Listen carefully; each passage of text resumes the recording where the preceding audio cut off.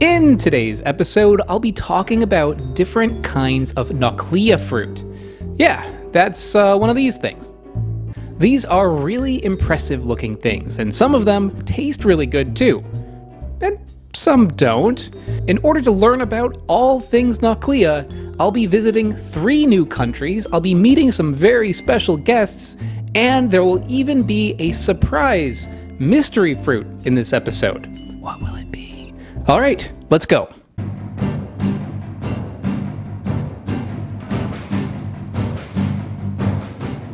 Greetings, everybody. I am in Australia right now, leaving from, I can't pronounce it, Cairns? I don't know. Going to Innisfil, where there's the Innisfil Fruit Festival. I hired a driver to bring me there. It's Steven. Steven knows how to drive on the other side of the road. I don't. So Steven's driving. Thank you, Steven. And he and I actually wanted to come to this festival in March of 2020. Guess what? That didn't work out. If I would have gotten on that plane, then I would have reached Australia just in time for them to go into a full lockdown. So I would have gotten trapped in a hotel in Australia for like, I don't know how long. That was the trip that never was. 3 years in the making, we're finally doing it. So we're really excited about this. This is supposed to be like a gigantic farmer's market, but it's a farmer's market specifically for farmers that grow rare fruit. So, yeah, let's see what we find.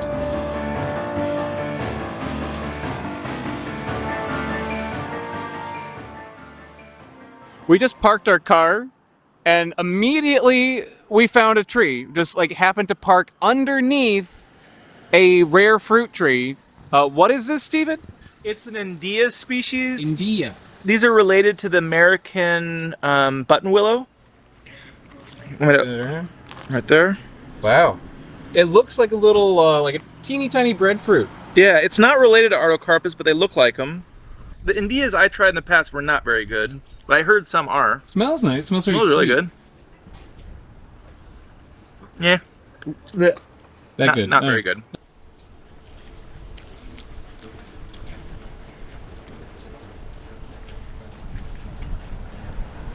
It's like a crappy cucumber.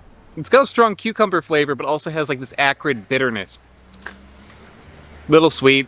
Sweetness of a cucumber, like a 2 or something. Not tart, but yeah, bitter and acrid. We should find some better Ndeas later on. Park the car, find a fruit immediately. Yeah. We're somewhere good, guys. This is going to be a good time. I'm going to pause things for just one moment to give a little bit of context to the madness that is about to happen in this video. So, the moment Steven and I walked through the gates of this festival, everything went crazy. It was like getting shot out of a cannon. There were all these booths with all these big piles of fruit everywhere, and we were running around like 2 kids in a candy store, looking at all this fruit. But at the same time, Steven and I kept getting recognized. So Steven has a pretty big presence on like all the Facebook fruit collector groups. Me, I've got my YouTube channel. So people were running up to us and wanting to show us stuff that they had. It was great. We just like went into a fruit frenzy at this festival, and that continued on even after we left the festival. We were in Australia for about, I think like 10 days or something, and while we were there, we only ate 2 meals. We ate when we arrived, we had lunch or something, and then we ate when we left in the morning on the way to the airport. And that is because we were full the entire time. We were eating so much fruit on this trip that we did not stop to actually sit down and have a meal. The entire time, we just went to all these farms, all these places, all these collections, all these markets. It was crazy. But again, it was great. Back to the festival. One of the interactions that we had was with a guy from Melbourne named Eddie. He wanted to share with us a fruit that he had that was pretty interesting. So let me show you that. Okay, so we've got an incredible little selection of fruits here that were grown by Eddie. Hi guys, how are you? So Eddie came up to me Jared. and was like, "I watch your channel," and gave me a hug. It's so nice to meet you. And now you're sharing with me something very special. What is this? This is called Iliagnus angustifolia, Russian olive. Yeah, it's a native to southern Russia, Iran, Persia, all over Persia. In Turkey, when these flower, I don't want to be a little bit rude, but when they flower, the flowers smell so beautiful. They're yellow, they're perfumed. Yes. The Turkish men, they don't let their women out of the house because they get excited. It's an aphrodisiac. Aphrodisiac. They get a bit excited, so the Turkish men are a bit scared, you know? It's that good. See, like, I looked at this and I just passed it off. I was like, this looks like bear fruit, but it's something so much more special. Bear fruit's native to Iran too, but it's a totally different species. Yeah. Is there a common name for this? Senjed. Senjed. Senjed. All right, so we're trying some senjed. So we're gonna peel it. Oh yeah, it's really powdery inside. It's full of kind of like a fluffy material. That tastes like raisin bran. Yeah, like a dark brown bread, molassesy bread. That's really good. Very dry. You'd have that in a cup of tea. It'd be really good. And women, when they want to get married, they eat this. Okay. See? Yeah. So they can. And you were saying it costs. You're saying it was really expensive too. Yeah, it can be $8 for 4 of them. So $2 a pop. Yeah, it's very hard to find it fresh like this. Usually it's extremely dry. Yeah, it's such a crazy fruit. There's nothing like it. I did not expect to find that here. Very interesting. And this is Elagnus, so it's related to like Elagnus. oleander, Vaspid oleander, like all those. Iliagnus. Autumn olive. But the seed, as you can see, is very long. It has a similar look. It's got little ridges, but it's very long. It looks almost like a little date seed. Beautiful. The other two to be. Eddie, thank you so much. No, thanks for sharing this with me. Pleasure. I should clarify that Ndea usually refers to this fruit. This also is known as the African red peach. This is a fruit that is popular and is commercially grown in certain tropical regions of Africa. Stephen and I had an opportunity to try this species when we visited Brazil.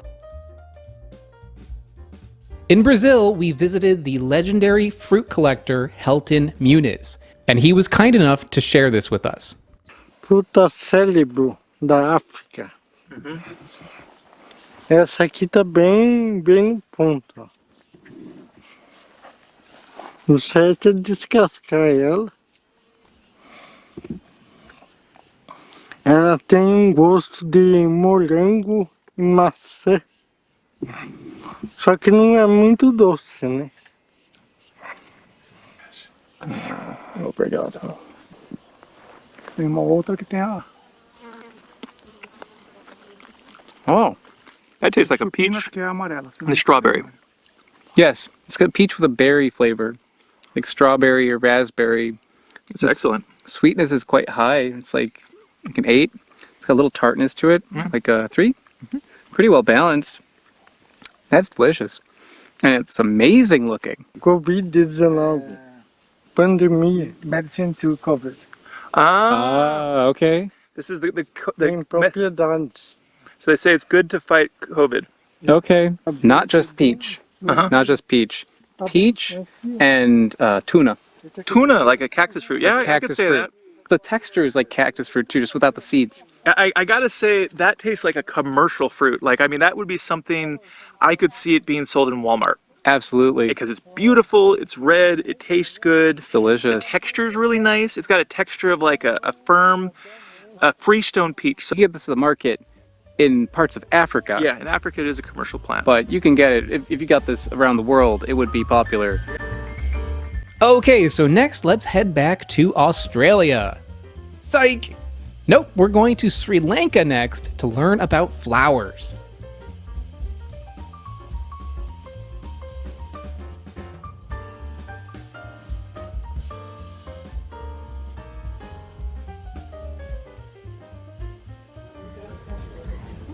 Oh, I'm tired. Nauclea flowers are really impressive looking things. On the tree, they look like little fluffy poof balls. This is what you call a spherical inflorescence, where multiple little flowers come out of a center point like a ball. Some people call this the coronavirus tree because it kind of looks like that. And I'm beginning to notice an odd trend in this episode because it looks like a virus, the fruit supposedly treats that virus, and I originally wasn't able to go to Australia because of that virus. It's a total coincidence, but it's an odd one. Anyways, when these flowers are pollinated, they form into the fruit that we discussed earlier. But what happens when they aren't pollinated? Well, now we're going to go back to Australia to find out.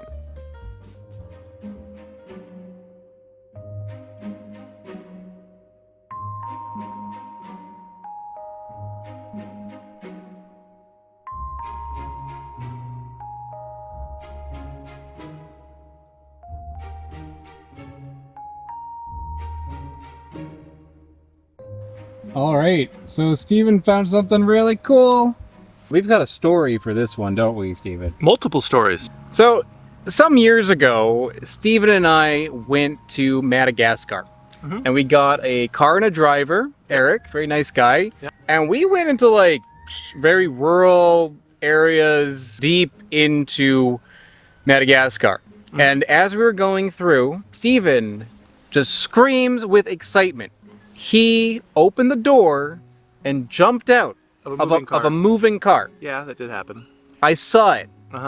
And then you ran towards a group of children. Yeah.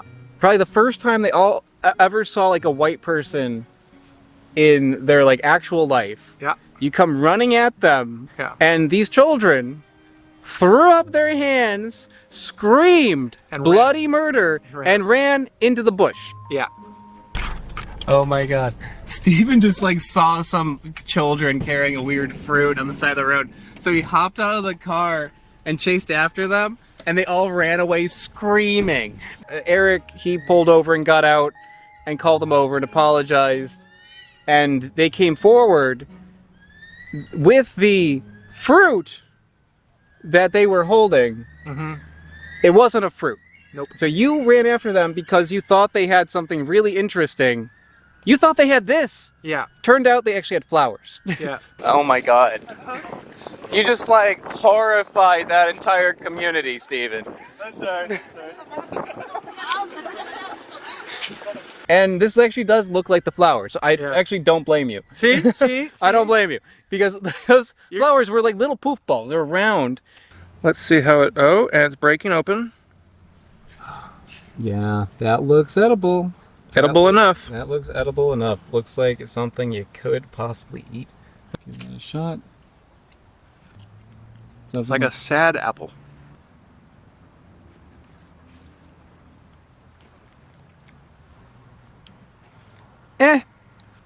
This tastes, as Steven says, like a sad apple. But behind that, I'm getting like a little note of like a root sort of flavor. Maybe like licorice-y. Maybe a hint of a mango. But a sad mango.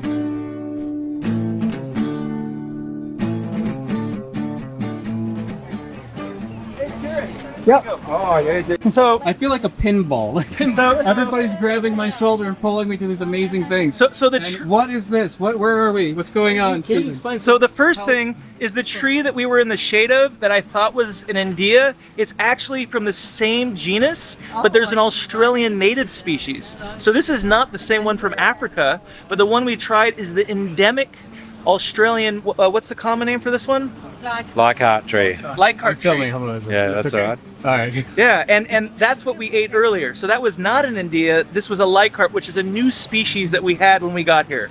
Wow. Nauclea orientalis. It's a nice welcome. Yeah, Nauclea. So Naucleaceae has about 18 species of fruits in it, and I never even knew of this one. This is a new one for me. We came right when you were closing down. Thank you for talking to us for a moment. But what were you promoting here before? We what did have we an miss? organisation called Johnson Region Land Care, Okay. and we grow locally native plants to this part of North Queensland, Australia, to re-establish vegetation on creeks and rivers for wildlife corridors. A lot of areas were cleared unnecessarily, in the last couple of generations. And so we go along and get rid of weeds, clean up the site, and then plant the indigenous plants that would have been there prior to them being cleared in the first place. So we harvest seeds from the local rainforests. Yes. And we cultivate them in a local nursery, and then we get young people to go out and plant and then maintain them for 3 years until they form a forest, and then we can walk away, and then they go on and on. How long have you been doing this for?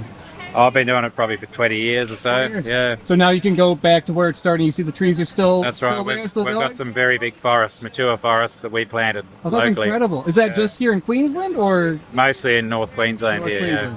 Oh, well, thank you so much for taking some time to chat with me. And thank you for sharing these with us. This is an incredible collection. worries. Our eyes are like so wide right now looking Yeah. at this. Take the lot. Because Early boots. Thanks. oh, thank you so much. Thank you. Thank you guys. Anything you want to promote, like a website or something? Yeah, we're Johnson Region Lanka. We're based in Innisfail, Queensland, Australia. And you can look us up on Facebook and like our page. And we promote the revegetation of rainforests in North Queensland All right, for wildlife. Thank you.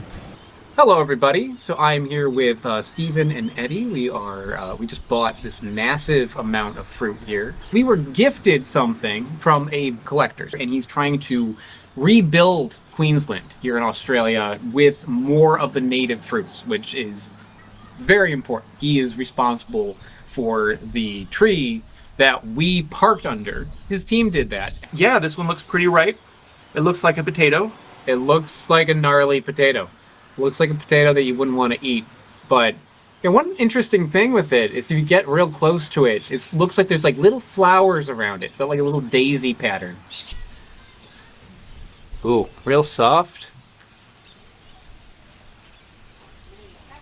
Yeah, kind of ugly, but it's also pretty cool. This one is very soft, and it's got some brown pulp in there too. I don't really see any seeds. It looks more like almost like a fig on the inside. The seeds are teeny tiny, so you can Real barely small. see them, and they're like tiny white specks. I see. Oh. This is actually okay. This part's not. I think you got the good part. Yeah. You got the good part. What I got is not good. Well, you guys are welcome to split No, this. it's all right. You want to try a little bit of A that? little bit Hold of on. Here we go. Some of So which one the do we mush do? part. The mush is a little better than the Yeah, When the hard mush is stuff. better. the hard stuff's not good. Tastes like a bit like a medlar. Yes. So I was going to just say that this tastes kind of like apple, but a little bit different. You just said medlar. Medlar, You're right. right. This tastes like a medlar. And medlars are a fruit that are related to apples, but with medlars, you need them to be really, really, really ripe. So I think this is one that you should probably treat like a medlar. Yeah, When we ate this in the parking lot, it was pretty gacky. that was not very good. But this one that's been really, really, really softened, where it is overripe, looks like you shouldn't eat it, that's when you should That's eat the it. best bite. So this is a fruit that I've never even heard of. That's how rare this is. Me neither, but that's not saying much. It's not really here though. You live in Australia. Yeah. How common is Melbourne. this? In Melbourne, do they have No, this? no. Okay. But up here in the Queensland, It's very common. all over the place. All over. It's just like landscaping with the efforts of trying to replenish the lost native trees. This is something that you'll see everywhere, thanks to the kind fellow we met earlier. And yeah, really, really cool to get to try something, and it's not that bad. I would take this. I made like applesauce out of it, but you would definitely want it to be really, really soft like this. All right, till next time, guys. Bye. Hey, into the box. They do have pink noni. Nope. I would like to give a very big thank you to Joseph McCorkle, Smarter Every Day, and Bill T. They are mega patrons over on patreon.com. Patreon and also YouTube memberships are how I afford to do all the things that I do on this channel. So for anyone watching who is interested in supporting the channel and getting some really cool bonuses in return, one cool bonus is that there are exclusive videos. There's over 100 exclusive videos that are only available for members. So yeah, you gotta check it out. I'll put some information down in the description below.